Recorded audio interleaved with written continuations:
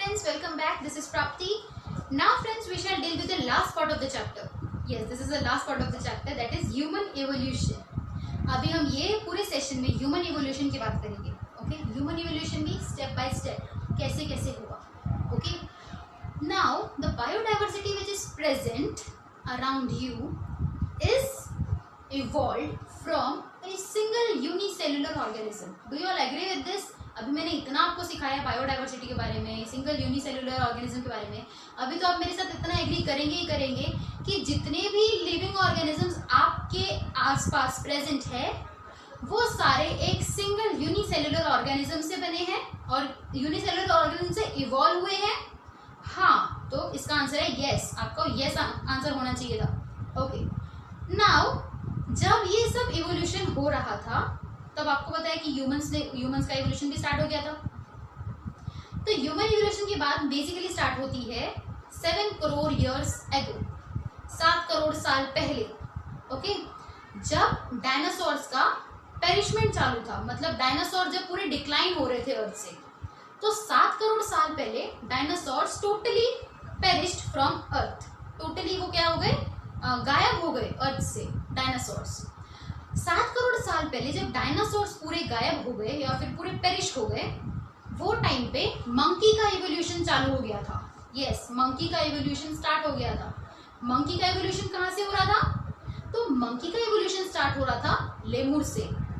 Lemur, yes, lemur एक animal है जो मीजली मंकी जैसा ही दिखता है. You all can Google it. Okay, तो monkey was evolving from lemur dinosaurs के एंड के बाद. तो जैसे ही मंकीज का इवोल्यूशन चालू हो गया, मंकीज का इवोल्यूशन स्टार्ट हो गया, तो लेमुर से मंकीज तो बन रहे थे, बट इवोल्यूशन रुकता है क्या? इवोल्यूशन कहाँ पर स्टॉप होता है क्या? नहीं, इवोल्यूशन स्टॉप नहीं होता है. आज भी इवोल्यूशन स्टॉप नहीं हुआ है friends. It is going on, it is still going on and it will still go on.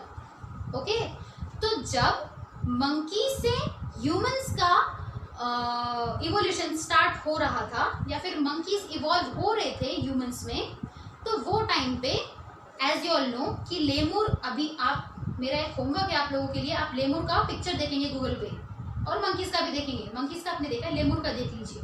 तो lemur have long tail. Okay, और मंकीज भी हैव लॉन्ग टेल. अभी कुछ तो लेमुर से मंकी बन रहे थे और मंकीज का फिर इवोल्यूशन आगे स्टार्ट हो गया, और कुछ मंकीज एप और मैन में इवोल्यूशन स्टार्ट कर लिया था कुछ मंकीज ने. तो जैसे कि आपको पता है कि एप और मैन में टेल है क्या? नहीं है. तो टेल का क्या होना चाहिए था? पेरिश हो जाना चाहिए था. तो 4 करोड़ इयर्स लगे.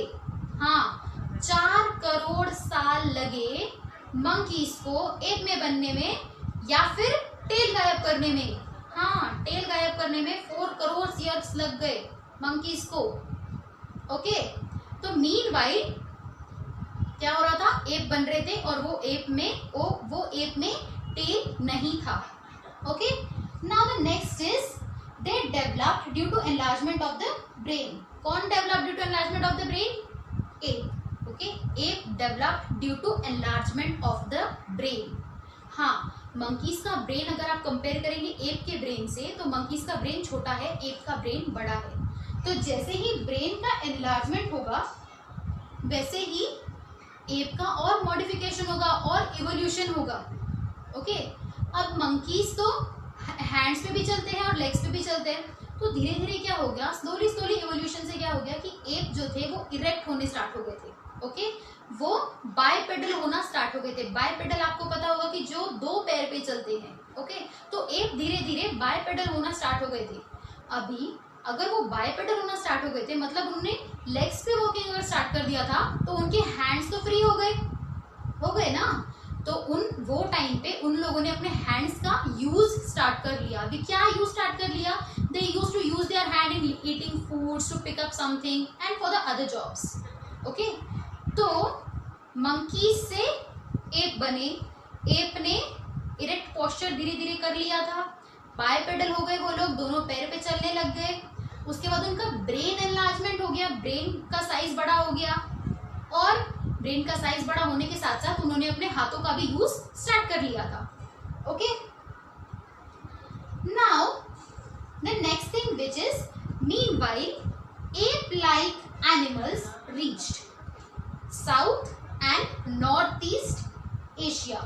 अभी इवोल्यूशन हो रहा है, बदलाव हो रहा है. इसका मतलब ये तो नहीं कि वो एक जगह पे बैठे रहेंगे, नहीं. उन लोगों ने माइग्रेशन स्टार्ट कर लिया था. माइग्रेशन मतलब they started moving from one place to other. जैसे ही उन्होंने माइग्रेशन स्टार्ट कर लिया था तो ये लोग अफ्रीका में, जो मेन जो है ये अफ्रीका में हो रहा था, तो मेन अफ्रीका से इन लोगों ने माइग्रेशन स्टार्ट कर लिया. अभी कुछ एप लाइक मैन जो डेवलप हो रहे थे वो अफ्रीका में ही रह गए, कुछ अफ्रीका से बाहर निकल गए. और जो कुछ अफ्रीका से बाहर निकल गए उन लोगों ने एंटर की कहाँ पर, साउथ और नॉर्थ ईस्ट एशिया में. एशिया में वो आए, एशिया कॉन्टिनेंट में वो आए, नॉर्थ ईस्ट एशिया और साउथ एशिया में वो लोग आए. अभी इवोल्यूशन तो चल ही रहा था, तो जैसे ही वो साउथ और नॉर्थ ईस्ट एशिया में आए, इवोल्यूशन होते होते एक नया ही ऑर्गेनिज्म बन गया जिसको हम लोग गिबन बोलते हैं या फिर ओरंगुतान बोलते हैं. ओरंगुतान एंड गिबन, ये दो ऑर्गेनिज्म कहाँ पर डेवलप हुए, इवॉल्व हुए, एशिया में. ओके, और जो कुछ बाकी के एप लाइक एनिमल्स थे अफ्रीका में, उन लोगों का इवोल्यूशन हो गया किसमें, गुरिल्ला और चिंपैंजी में. ओके, गुरिल्ला और चिंपैंजी में. तो हम लोग बोल सकते हैं कि गुरिल्ला और चिंपैंजी अफ्रीका में आ गए और गिबन और ओरंगुतन जो थे वो यहाँ पर आ गए. कहाँ पर, एशिया में, नॉर्थ ईस्ट एशिया और साउथ एशिया. इतना क्लियर है कि बहुत फास्ट हो रहा है. ओके, तो remaining ape-like animals stayed in Africa and from there gorilla and chimpanzee evolved about 2.5 crores years ago. तो गुरिल्ला और चिंपैंजी हम लोग बोल सकते हैं कि ये 2.5 करोड़ साल पुराने हैं. क्या, गुरिल्ला और चिंपैंजी ये कितने पुराने हैं, कितने एज पहले आए हैं, ये 2.5 करोड़ ईयर्स एगो पहले चिंपैंजी और गुरिल्ला आए थे. Evolution of some of the 2 crore years old species of ape seems to occur in different way. Okay, they had used their hands for eating food and other purpose.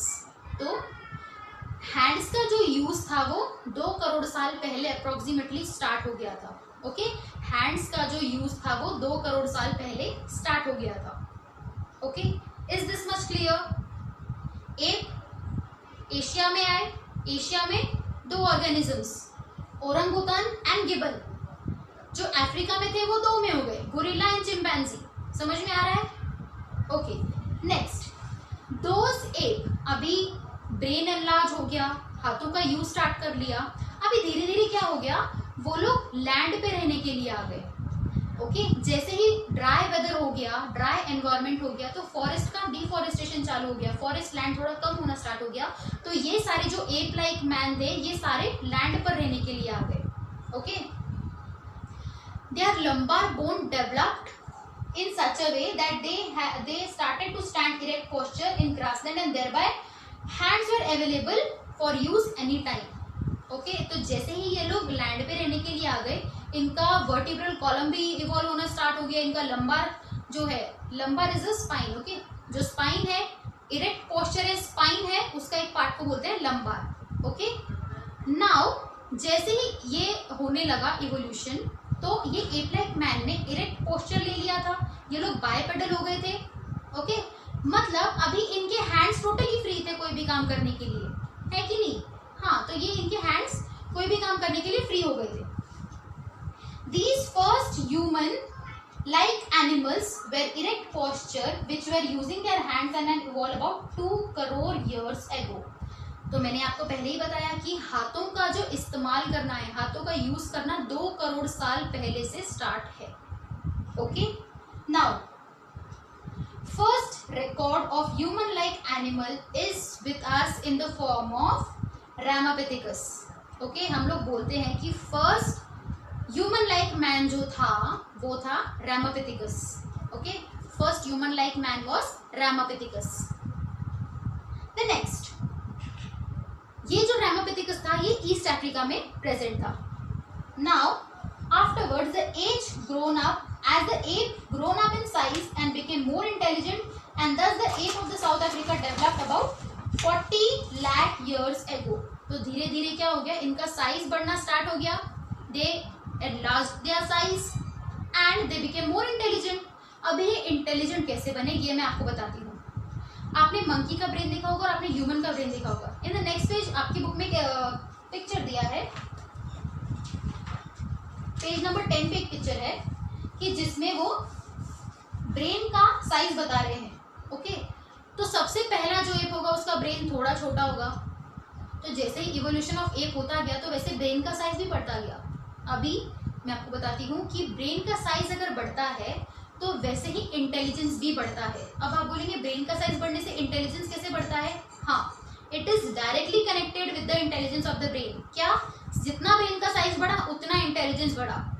इसका पीछे logic ये है कि brain जितना बड़ा होता है उसमें गायराए सल्काए उतने ज्यादा बड़े होते हैं. ओके, जितने गायराए सल्काए ब्रेन में ज्यादा होते हैं उतना इंटेलिजेंस मैन के पास ज्यादा होता है. ओके, ये मैंने आपको एक्स्ट्रा बताया है, ये इसमें नहीं दिया है. Okay, now the morphology of this human like animal started to appear like the member of the genus Homo. अच्छा, अभी यहाँ पर एक नई बात क्या बोली है कि मॉर्फोलॉजिकल जेनेटिकली वेरिएशन तो हो ही रहा था जीन्स के हिसाब से. तो अभी ब्रेन डेवलप हो रहा है, इंटेलिजेंस आ रहा है, मतलब जीन्स डेवलप हो रहे हैं. पर जीन्स का डेवलप होने के साथ साथ मॉर्फोलॉजी जो एक्सटर्नल अपीयरेंस था मैन का वो भी चेंज हो रहा था. और ये मिल रहा था किससे, कौन से जीनस से मिल रहा था? होमो से, होमो जीनस से मिल रहा था. अभी होमो जीनस क्या है? होमो एक ऐसा जीनस है, वी कैन से कि homosexual organisms. Okay, like a man and a female. Okay, humans are homosexual organisms. एक मैन होता है या फिर एक फीमेल होता है.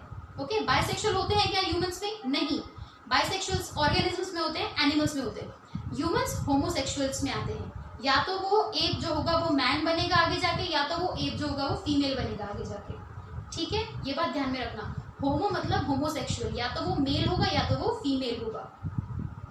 Okay, about 20 lakh years ago. Okay, तो ये होमो की जीनस में कब कितने साल पहले आए थे? 20 लाख साल पहले. ओके, एंड दस स्किल्ड ह्यूमन डेवलप्ड. तो 20 लाख साल पहले मैन और फीमेल आ गए थे मतलब. Okay, about 15 lakh years ago humans walking with erect posture was evolved. तो पूरा इरेक्ट, जैसे हम लोग आज पूरे इरेक्ट चलते हैं, तो ये टोटल कितने साल पहले चालू हुआ? टोटल इरेक्ट पोस्चर से जो चल रहे थे एप या मैन, 15 लाख साल पहले. ओके, ईयर्स आपको थोड़े याद रखने पड़ेंगे. ओके, 20 लाख साल पहले क्या हुआ था? ये जो एप थे ये होमो की जीनस में आ गए थे. 15 लाख साल पहले इन लोगों को स्ट्रेट इरेक्ट पोस्चर मिल गया था चलने के लिए. Okay, the next, it may have existed in China and Indonesia of Asian continents. तो 15 लाख साल पहले जो पहला एप रहा होगा जिसने इरेक्ट पोस्चर में चलना चालू किया होगा वो था चाइना में या फिर इंडोनेशिया में ऑफ एशियन कॉन्टिनेंट्स. तो एशियन कॉन्टिनेंट्स के यहाँ से पहला इरेक्ट पोस्चर का वॉकिंग स्टार्ट हुआ. The next thing, evolution of upright man continued in the direction of developing its brain and the period of about 1 lakh year ago and meanwhile discovered fire. तो evolution of brain तो चलता ही रहा, brain और modified हो रहा था. उसके 1 लाख साल बाद क्या हुआ? मैन ने फायर डिस्कवर कर लिया. यस, डिस्कवरी ऑफ फायर हो गया था तब तक 1 लाख साल के बाद. उसके बाद brain of 50,000 year old man have been sufficiently evolved to that extent that it could be considered as member of class wise man, homo sapiens. Okay, यहाँ पर ये पहले मैन की बात कर रहे हैं, homo sapiens. Please mark my words, जो सेंटेंस रीड कर रही हूँ ध्यान से सुनिए. Brain of 50,000 year old man. कितना एज बता रहे हैं? 50,000 ईयर ओल्ड मैन. 50,000 साल पुराना आदमी, उसका brain. Oh my God, how is it possible? तो brain of 50,000 year old man have been sufficiently evolved. ये 50,000 साल पुराने आदमी का ब्रेन जो है वो sufficiently evolve हुआ है to extend तक that it could be considered, इतना इवॉल्व हुआ है कि इसको हम लोग कंसिडर कर सकते हैं as a member of class wise man, Homo sapiens, first Homo sapiens. Okay, next Neanderthal man was be can be considered as the first example of wise man. Okay, तो यहाँ पर होमोसैपियंस और निएंडरथल दो मैन की बात की है. तो निएंडरथल मैन को पहला वाइज मैन बोल सकते हैं. ओके, निएंडरथल बेसिकली क्या थे, ये लोग हंटर्स थे. ओके, ये लोग क्या करते थे, हंटिंग करते थे एनिमल्स का. And they were usually migrants, ये लोग कहीं सेटल नहीं होते थे. ओके, और जो होम्योसैपियंस थे वो सेटलर्स थे. वो क्या थे, सेटलर्स थे. वो कहीं एक जगह पे जाके सेटल हो जाते थे. ओके, तो निएंडरथल जो है पहला वाइज मैन का एग्जाम्पल बन सकता है. Next, the crow-Magnon was evolved about 50,000 years ago. Okay, तो क्रो-मैग्नॉन क्या था, अभी मैं आपको बताती हूँ कि क्रो-मैग्नॉन और आज के ह्यूमंस में कुछ ज्यादा डिफरेंस नहीं है. ओके, क्रो-मैग्नॉन मैन में और आज के ह्यूमंस में कुछ ज्यादा डिफरेंस नहीं है. हम लोग बहुत ही क्या बोलते हैं, नजदीकी रिश्तेदार हो सकते हैं क्रो-मैग्नॉन मैन के.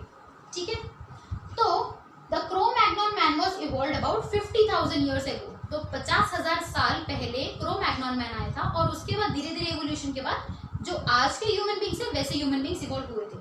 तो क्रो-मैग्नॉन मैन कब आया था, 50,000 साल पहले. This evolution has been. अच्छा, अभी इसके बाद क्रो-मैग्नॉन मैन के बाद एक बहुत ही इंपॉर्टेंट चीज हुई इवोल्यूशन में कि निएंडरथल के बाद क्रो-मैग्नॉन मैन आ गया. ओके, निएंडरथल को पहला वाइस मैन बोलते हैं.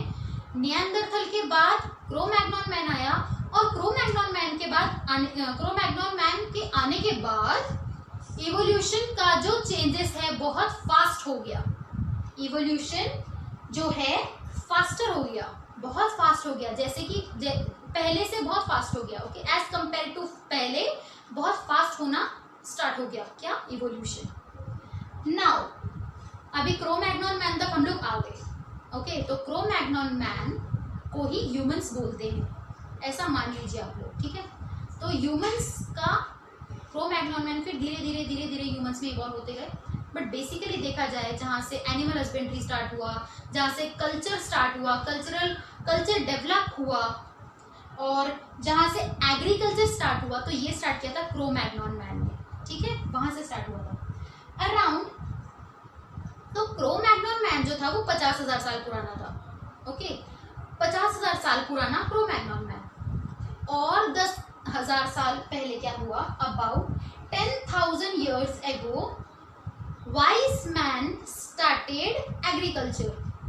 मतलब आप लोग पूछेंगे कि एग्रीकल्चर कब से स्टार्ट हुआ है अर्थ पे, तो हम लोग बोल सकते हैं कि 10,000 साल पहले से एग्रीकल्चर स्टार्ट हुआ है. ओके, वो क्रो-मैग्नॉन मैन के इवॉल्व हुए मैन से ही किसी ने स्टार्ट किया है.